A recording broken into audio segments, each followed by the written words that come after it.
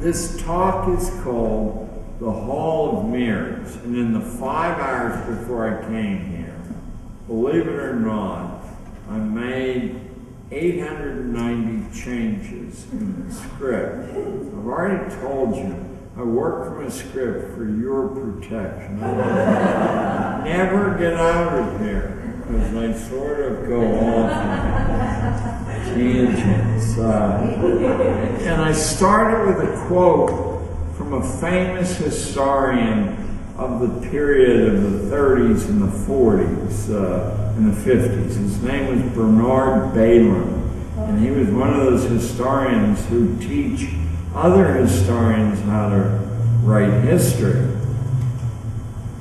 Bailyn gave a talk before the American Historical Society in Williamsburg, Virginia, in October the 16th, 1959.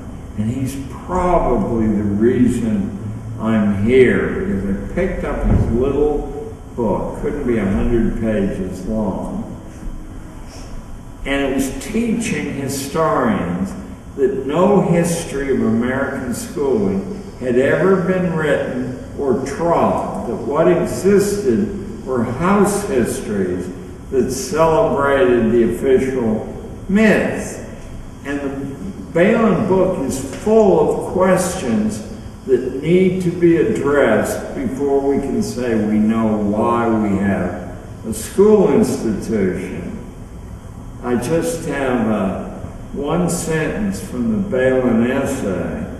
He tells the other historians, public education, as it was in the late 19th century and is now, was a new and unexpected genus whose ultimate character could not have been predicted and whose emergence troubled well-disposed, high-minded people. I read that when I guess I was about 42 years old. I'm 72 now, and it started me on a quest which continues to answer all of Bailyn's hundreds of questions that the existing literature doesn't answer. And that probably gives rise to the working title of this talk, The Hall of Mirrors, and the subtitle, Everything You Know About School is Wrong. Part 1, Melting Toothbrush Handles. Now I know that you've all heard that schooling used to be much more substantial than it is today. But there are a certain number of, well-disposed skeptics who say, really, the past always looks to be, in retrospect, better than the present. And that's a phenomenon that's universal psychologically.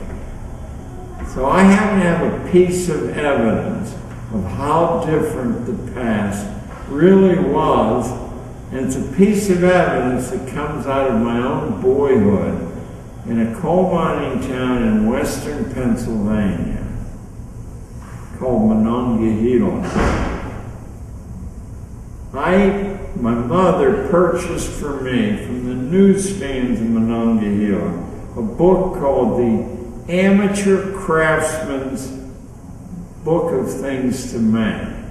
Copyright date was 1937, and I probably began to look at the book in 1942. So I was 7 years old, and I naturally turned to the section that said projects for 10-year-olds.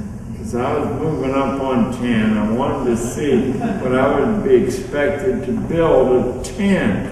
Very popular pulp magazine. So I'm going to start with an excerpt from this manual. And I've deliberately skipped the project for 10-year-olds called How to Cut a New Entrance into Your Frame Home, because I thought you wouldn't believe it. So I took a simple project for 10-year-olds. That's 10-year-olds. That's 10-year-old. called Building a Model Racing Schooner. What could be in that might alarm you? Well, maybe the instruction not to waste your money buying glue, since you could take used toothbrush handles, melt them in acetone, and have a very high-grade glue for your 10-year-old project of building a model racing schooner.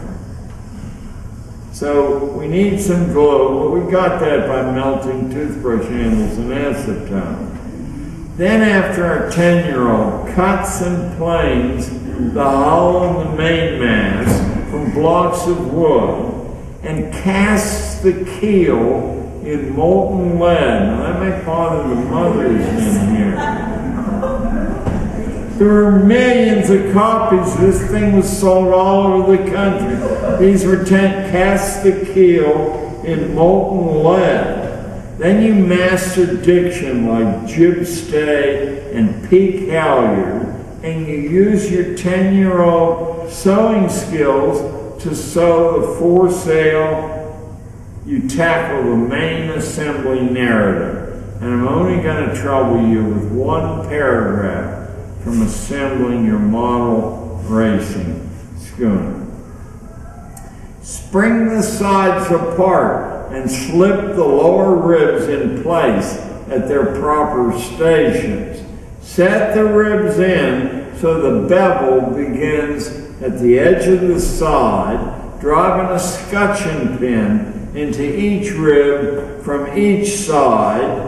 Make the inside keel from a 1/4 inch square wood, fitted inside the inside stem in the notches of the lower ribs, and spring it over to an inside of the stern as shown. Now there's more, but you've heard enough, I think.